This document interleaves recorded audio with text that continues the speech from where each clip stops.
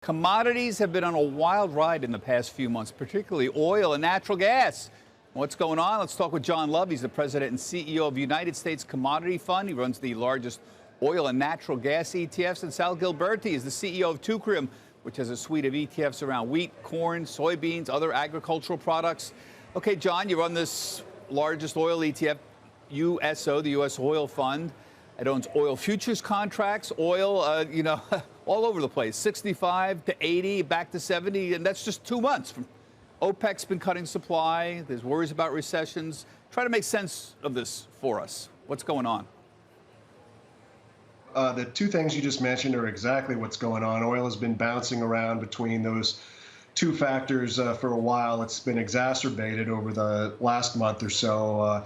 OPEC agreed to cut production to protect the price just a month ago, and they've signaled they're pretty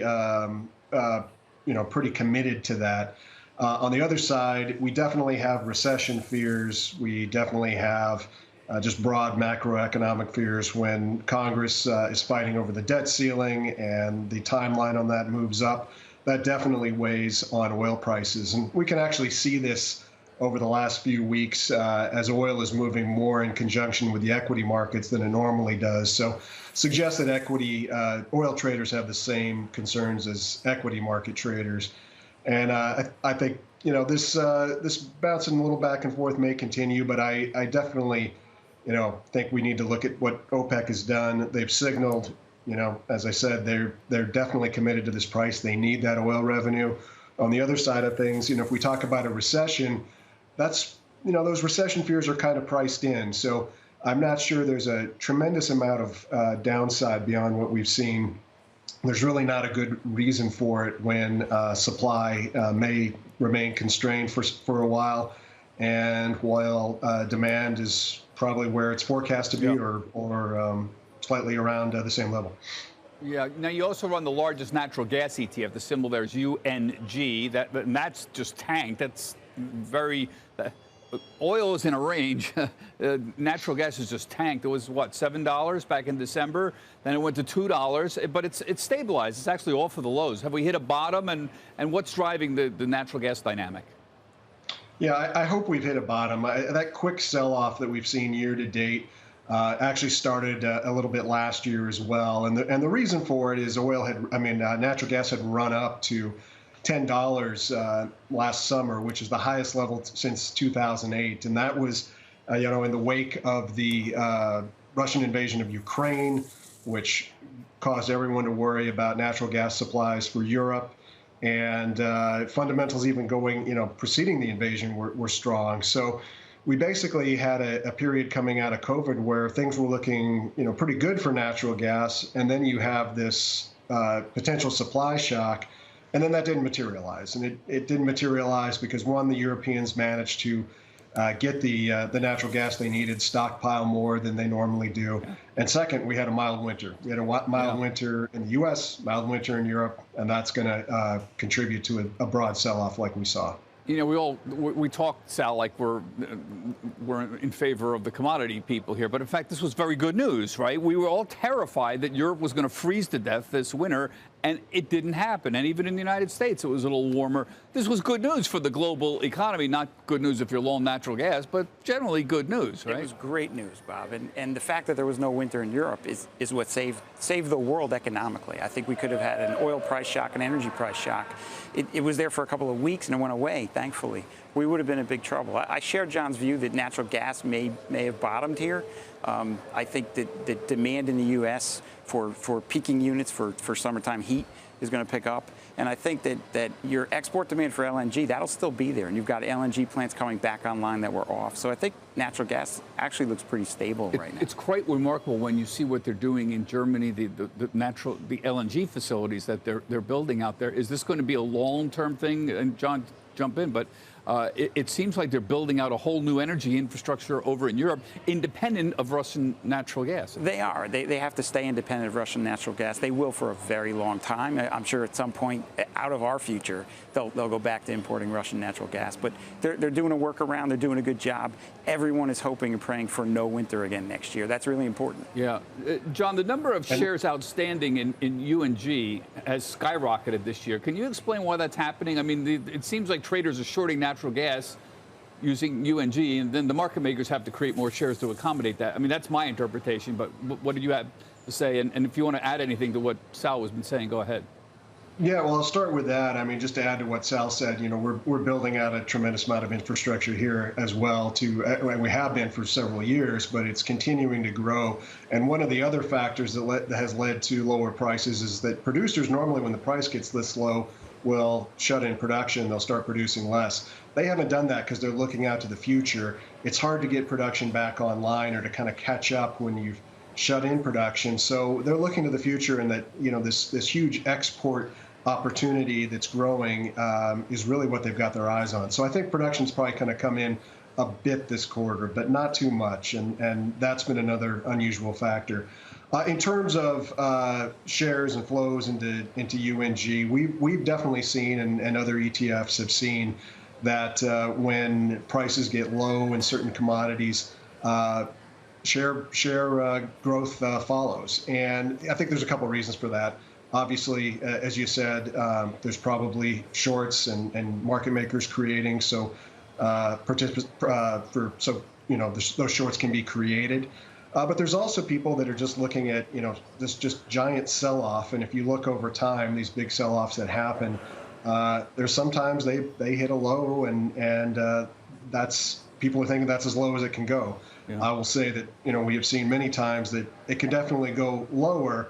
But I think there's, you know, people out there looking at this and saying, look, a sell-off after this isn't, you know, after we've had a year where we've had natural gas at $10, is there some opportunity here? And I think people look at that as well. It is an odd feature of ETFs, create the lend, essentially, yeah, where short sellers, right, you know, come in, they want to short it, but you have to create more shares to accommodate the short sellers. That's right. That's right. Don't forget, as the price goes down, it takes more shares to fulfill your allocation. If you want to put $10 million into an ETF for an allocation, it's going to take more shares if it's lower price. Yeah. You know, you've been in commodities for a long time, Sal. This guy's been around 40 years in the commodity business. So Russia's selling all the oil it can to finance its budget, and you know, there's plenty of willing buyers. I want to go back to oil. John, one of the strange features of the oil market is it's in backwardation right now. So you always got this knock against futures contracts, like the USO. It's in contango. That's the way a contract should be traditionally, where the futures contracts are higher priced than the front month contract. The contracts that are farther out are higher priced. So when you roll into them, it costs money for these futures ETFs. But that's not the case here. Oil's in backwardation. The front month contracts are more expensive than the contracts that are farther out. So what is this telling us, and explain how this might help or hurt a holder of an ETF like this? Sure. Well, you know, we could spend the entire segment talking about contango backwardation, but I'll try to simplify. So, you know, what it is telling us, and to kind of your question to Sal about oversupply, is when a market goes into backwardation, when the futures prices are cheaper than the physical price and they're getting cheaper as you go out the curve, we tend to think that suggests that either demand is greater than supply, or market participants are worried about that happening. And if you are you're a refiner and you need crude oil in order to produce gasoline or other distillates, then you know, you're concerned about having that crude oil when you need it. And if there's going to be a shortage in the future, you'd rather buy it now and not the futures contracts in the future.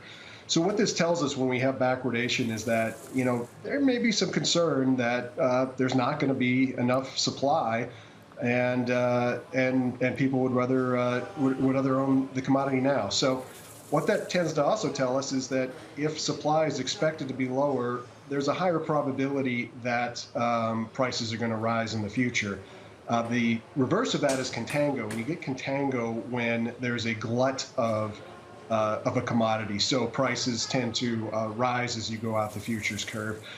It's kind of interesting because contango has been more prevalent than not over the last decade or two, but it used to be considered in commodity markets that backwardation was normal. So, the futures can change, the curve can change, and I think it's important for investors to keep an eye on that. Yeah. One last thing I'd say about, in oil markets right now is that we actually have mild to moderate backwardation right now. I think it's between the front month and the contract that's a year out, it's about $4 right now. Last year, it averaged $13. So I think what we're seeing is some worries about supply, but not the same level of conviction you had in 2021 and 2022.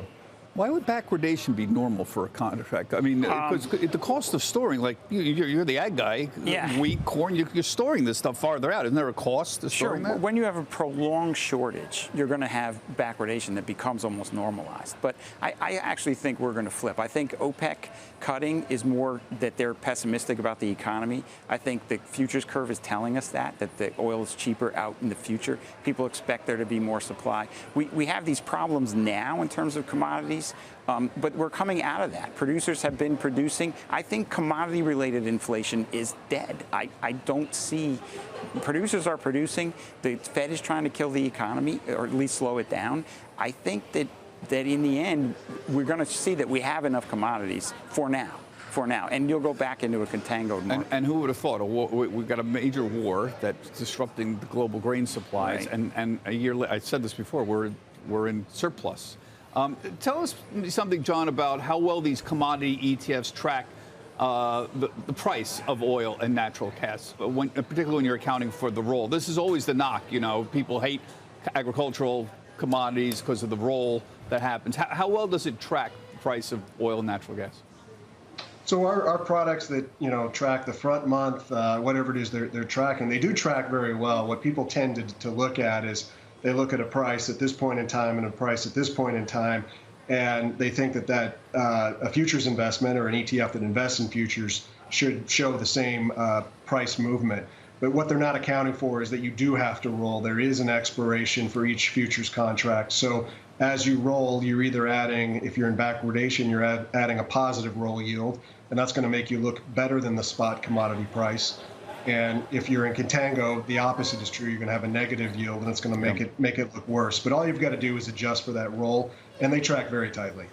Yeah. Now, here's a good way to distinguish this, because you have two oil ETFs, John. You have the USO, and that's weighted towards the front month contracts. But then you have an equal weighted, USL is the equal weighted one we can put up. That's equal weighted over 12-month contracts, right?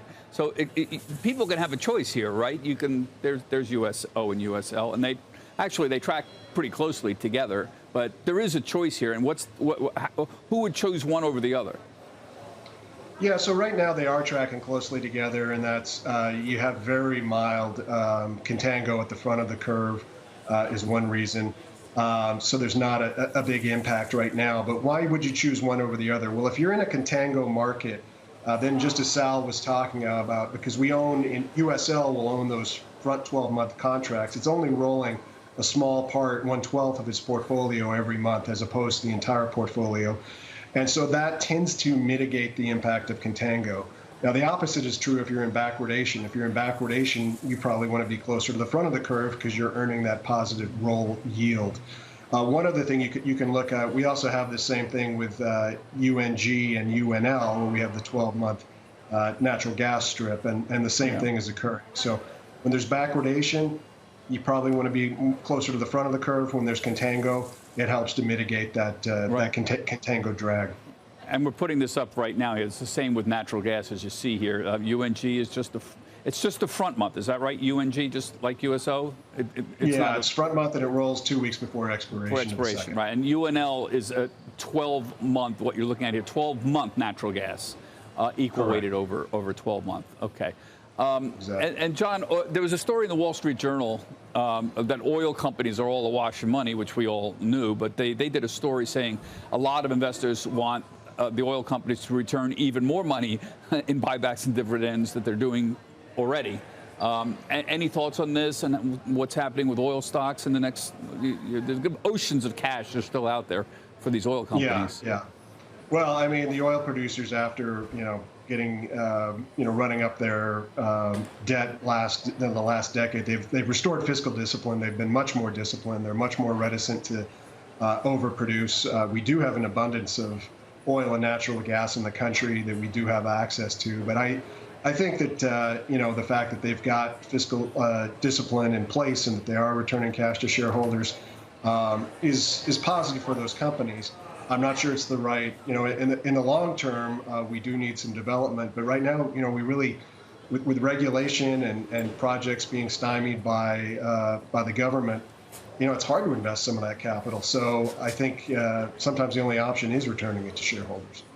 Well, it's obviously a lot of people want that. I'm personally a dividend guy over a buyback guy, because buybacks are very nebulous about how they can affect share count. And not all buybacks reduce share count because they keep adding on the other side. Right. So I'm a dividend guy, but even here, you've got to invest a lot of money.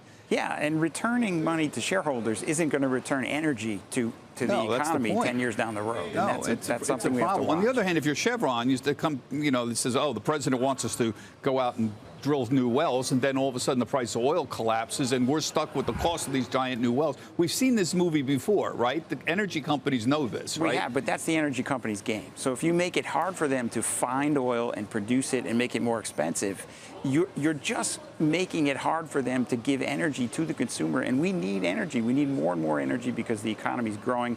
The green economy is slow to come, and whether the pace continues or not, it's not fast enough. So we really need more. Do you think Exxon is against the green economy? I mean, Exxon once said they're just an energy company, and they sort of implied it didn't matter whether we're in oil, gas, or geothermal. It didn't matter. They want to live forever, so I would imagine they're an energy company, regardless of what the energy is. Yeah, that makes John. Before we go, just your thoughts on that. Is Exxon an energy company and not a natural gas and oil? And if they got into geothermal or solar or some other non-hydrocarbon business? Yeah, absolutely. Any company that if the economy moves towards clean energy and they can make money on clean energy, they're going to go that route. If it's still going to be on fossil fuels, they still are going to stick with fossil fuels. So absolutely, they're an energy company. There is one thing I would add. Sal, you were talking about potentially flipping commodity markets into contango. I think there's one area though where we potentially have more room to grow, and that's industrial metals, copper, the battery metals. I agree, it's slow to gain. But there is potentially huge shortages coming in copper and things like that. I don't know if you might agree with that, but that's one thing I'd point out. Well, you have a copper ETF, right? CPER, is that it? Copper, right? That's it. And so finish your thought on copper. Yeah, I mean, we just, copper is, right now it's been a little under pressure. There's worries, again, about the recession. Copper, they call it Dr. Copper because it tends to predict the direction of the economy. But I tell you, if right now there is just a shortage of copper that is being produced, and there is nothing like the shale revolution that follows on from this. So I don't know, in the near term, it's hard to say, but I think in the next couple of years, copper and battery metals, we have a battery metals ETF as well. We think that's probably a really strong play in this next decade and even next couple of years. All right. Finally, I just want to mention something. Last week, ETF.com hosted its 9th annual awards night. I was there. My producer, Kirsten, was there.